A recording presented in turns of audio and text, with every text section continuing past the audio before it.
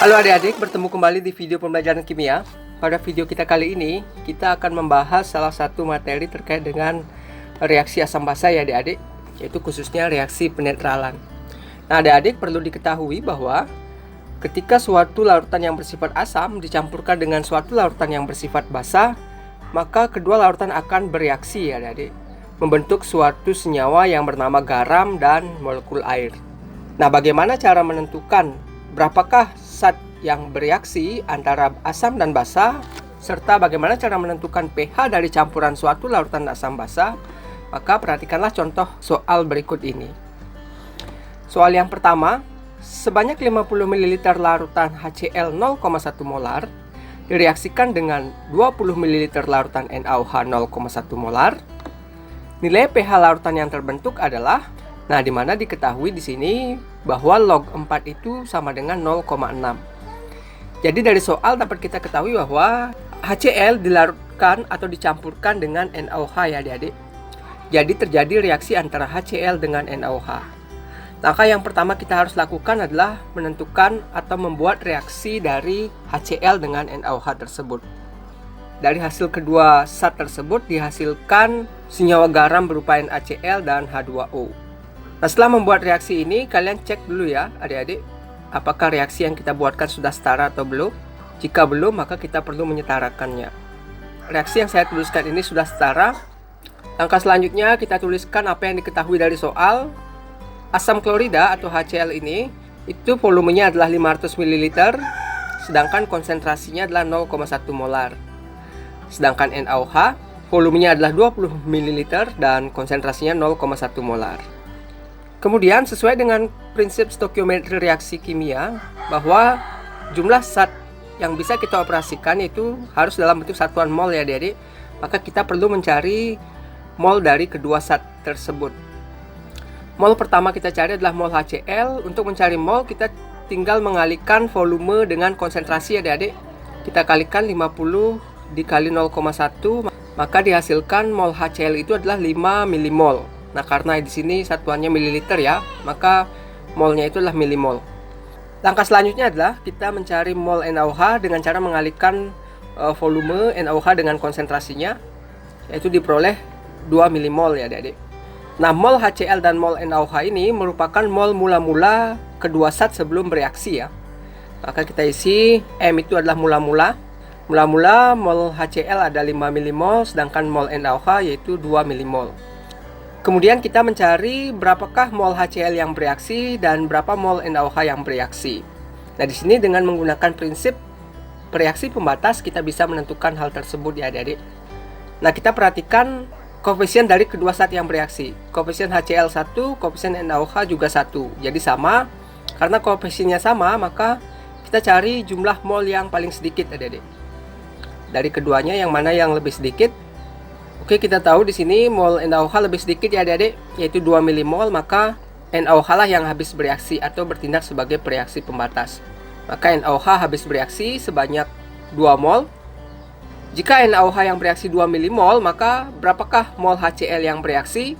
Nah, kita menggunakan prinsip rumus perbandingan koefisien ya adik-adik. Mol ditanya itu sama dengan koefisien yang ditanyakan dibagi dengan koefisien yang diketahui dikali dengan mol yang diketahui. Menggunakan rumus ini, maka kita akan memperoleh mol HCl itu adalah 2 milimol. Jadi karena koefisiennya sama, maka jumlah zat yang bereaksi juga sama. Setelah mendapatkan jumlah zat yang bereaksi di kedua reaksi, maka kita perlu mencari senyawa mana yang bersisa dengan cara mengurangkan jumlah zat mula-mula dengan jumlah zat yang bereaksi. Di sini NaOH mula-mula 2 mol, bereaksi 2 mol, otomatis habis bereaksi ya dari. Sedangkan HCl mula-mula jumlahnya ada 5 milimol dan yang bereaksi adalah 2 milimol, maka HCl akan bersisa 3 milimol. Dari reaksi kedua senyawa ini kita dapatkan bahwa yang bersisa itu adalah HCl adik-adik. Karena yang bersisa itu HCl, maka sifat dari campuran ini akan bersifat asam. Setelah kita ketahui bahwa sifat dari campuran kedua senyawa itu adalah asam, maka kita perlu mencari pH dengan metode pencarian pH larutan asam ya adik-adik.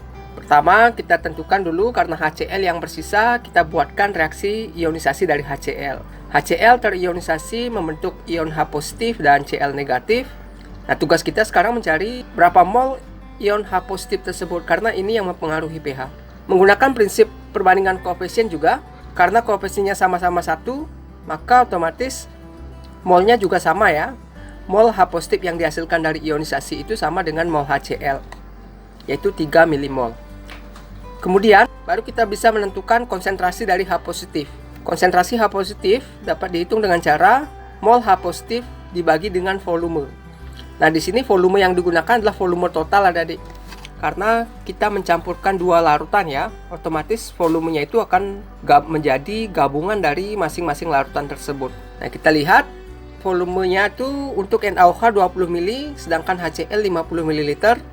Jadi volume totalnya adalah 70 ml. Jadi konsentrasi H positif 3 milimol dibagi dengan 70, maka dihasilkan 0,04 molar atau 4 kali 10 pangkat min 2 molar. Langkah yang terakhir adalah menentukan pH sesuai dengan apa yang ditanyakan dari soal adik-adik. pH larutan asam itu sama dengan min log konsentrasi H positif. Maka kita masukkan konsentrasi H positif sudah dapatkan dari langkah sebelumnya. Maka pH sama dengan min log 4 kali 10 pangkat minus 2. Kita uraikan sesuai dengan sifat-sifat logaritma. Ini sama dengan min log 10 pangkat min 2 ditambah min log 4. Min log 10 pangkat min 2 itu sama dengan 2. Kemudian log 4 itu sama dengan 0,6. Jadi min 0,6. Maka hasilnya adalah 1,4. Kita lanjut soal yang kedua. Larutan 50 ml NaOH 0,1 molar dicampurkan dengan 40 ml HCl 0,1 molar. Untuk menetralkan campuran tersebut diperlukan larutan H2SO4 0,5 molar sebanyak. Nah, di sini ada reaksi antara asam dan basa. Kemudian dari reaksi tersebut apakah larutan tersebut bersifat asam atau basa? Dari sisa reaksi kedua, senyawa ini akan dinetralkan oleh larutan asam sulfat ya, Dedek. Nah, yang ditanyakan berapakah volume asam sulfat yang diperlukan untuk menetralkan campuran kedua senyawa ini. Nah, untuk menyelesaikan permasalahan seperti ini sama dengan soal yang pertama tadi ya, Adik-adik. Pertama kita tentukan dulu kondisi akhir dari campuran antara NaOH dengan HCl. Nanti apakah campuran tersebut bersifat basa atau asam, kita akan ketahui ya setelah kita melakukan perhitungan-perhitungan. Oke, kita buat dulu reaksi antara NaOH dengan HCl. Kita buatkan mula-mulanya. Kondisi mula-mula yang diketahui dari soal yaitu NaOH yaitu volumenya 50 ml dan konsentrasinya 0,1 molar, sedangkan HCl volumenya 40 ml dan konsentrasinya 0,1 molar. Setelah itu kita tentukan berapakah mol NaOH dan HCl. Tinggal mengalihkan volume dengan konsentrasi ya adik-adik. Karena volumenya dalam satuan mililiter, maka nanti molnya juga satuan milimol. Diperoleh mol NaOH yaitu 5 milimol dan HCl 4 milimol. Ini adalah kondisi mula-mula. Kemudian kita buatkan kondisi saat kedua saat bereaksi. Karena koefisien NaOH dengan HCl ini sama yaitu 1, maka untuk menentukan reaksi pembatasnya atau zat yang habis bereaksi itu kita tentukan jumlah zat atau molnya yang paling sedikit atau yang lebih kecil. Di sini kita dapat ketahui bahwa mol HCl lebih kecil ya, maka mol HCl yang habis bereaksi. Mol HCl habis bereaksi sebanyak 4 milimol. Jika mol HCl bereaksi 4 milimol, maka NaOH yang bereaksi itu sama ya, karena koefisiennya sama, 4 milimol juga. Setelah itu kita buat sisa, apakah ada zat yang bersisa. Kita cek NaOH mula-mula ada 5 milimol, sedangkan yang bereaksi 4 milimol, otomatis ada sisa 1 milimol. Sedangkan HCl mula-mula 4 mol, bereaksi juga 4 mol, maka sisanya 0. Nah, yang bersisa adalah NaOH sebanyak 1 milimol, otomatis campuran antara NaOH dengan HCl tersebut adalah bersifat basa. Kita buatkan penguraian atau reaksi ionisasi dari zat yang bersisa ya adik-adik. Karena di sini yang bersisa adalah NaOH. NaOH akan terionisasi membentuk ion Na positif dan OH negatif. Mol NaOH atau jumlah mol NaOH yang bersisa tadi itu sebanyak 1 milimol. Otomatis kita harus menentukan mol OH negatif ya adik-adik. Karena koefisiennya sama, yaitu 1, maka mol OH negatif ini sama dengan mol NaOH, yaitu 1 milimol. Inilah kondisi terakhir dari campuran 50 ml NaOH 0,1 molar dengan 40 ml HCl 0,1 molar adik-adik. Untuk menetralkan campuran tersebut, maka kita perlu ion H positif ya adik-adik. Karena untuk menetralkan OH ini kita perlu mereaksikannya dengan ion H positif. sehingga ion OH negatif ini habis bereaksi. Agar OH negatif ini habis bereaksi, maka kita membutuhkan ion H positif sebanyak 0,1 mol juga adik-adik. Dari mana ion H positif itu kita peroleh? Yaitu dari soal kita dapat ketahui, yaitu dari H2SO4 0,5 molar. Kita buatkan reaksi ionisasi H2SO4. H2SO4 terionisasi menjadi 2H positif dan SO4 2 negatif. Nah, di dalam soal konsentrasi asam sulfat atau H2SO4 ini adalah 0,5 molar. Nah, sesuai dengan reaksi penetralan, maka kita membutuhkan 1 milimol H positif ya adik. 1 milimol ini yang kita butuhkan untuk bereaksi dengan OH, maka H positif itu yang kita butuhkan adalah 1 milimol. Jika 1 milimol H positif yang kita perlukan, maka berapakah asam sulfat yang harus tersedia? Nah, dengan menggunakan perbandingan koefisien, maka kita memperoleh asam sulfat yang harus tersedia itu sebanyak 0,5 milimol. Setelah mengetahui jumlah asam sulfat yang harus tersedia atau yang harus kita sediakan, maka kita bisa mencari volume dari asam sulfat tersebut adik-adik. Rumusnya adalah dengan menggunakan rumus konsentrasi. Konsentrasi asam sulfat sama dengan mol asam sulfat dibagi dengan volume. Maka volume sama dengan mol dibagi konsentrasi asam sulfat. Molnya adalah 0,5 milimol, sedangkan molaritasnya atau konsentrasinya juga 0,5 molar. 0,5 dibagi 0,5, maka hasil volume asam sulfat yang kita sediakan itu sebanyak 1 ml adik-adik. Jadi jawabannya adalah A ya adik-adik. Contoh yang ketiga, jika 100 ml larutan asam klorida dengan pH 2 dicampurkan dengan 100 ml larutan NaOH dengan pH 10, maka pH larutan yang terbentuk adalah, nah diketahui di sini log 5 sama dengan 0,6. Kita harus membuat reaksi antara asam klorida dengan HCl. Kemudian kita buatkan kondisi mula-mula. HCl mula-mula 100 ml sedangkan pH-nya adalah 2, dan NaOH yang tersedia volumenya adalah 100 ml dan pH-nya adalah 10. Nah, karena di sini basah, yang diketahui adalah pH, maka kita perlu mencari pOH. pOH-nya tinggal dikurangkan 14 dikurang 10. 14 dikurang 10 maka pOH-nya 4. Setelah itu kita perlu mencari konsentrasi HCl maupun NaOH ya adik-adik. Nah, kebetulan di sini kedua senyawa ini, baik asam maupun basa itu adalah jenis valensinya adalah 1 atau monovalen, maka konsentrasi H positif itu sama dengan konsentrasi HCl dan konsentrasi OH negatif sama dengan konsentrasi NaOH. Kita langsung cari konsentrasi HCl ya adik-adik.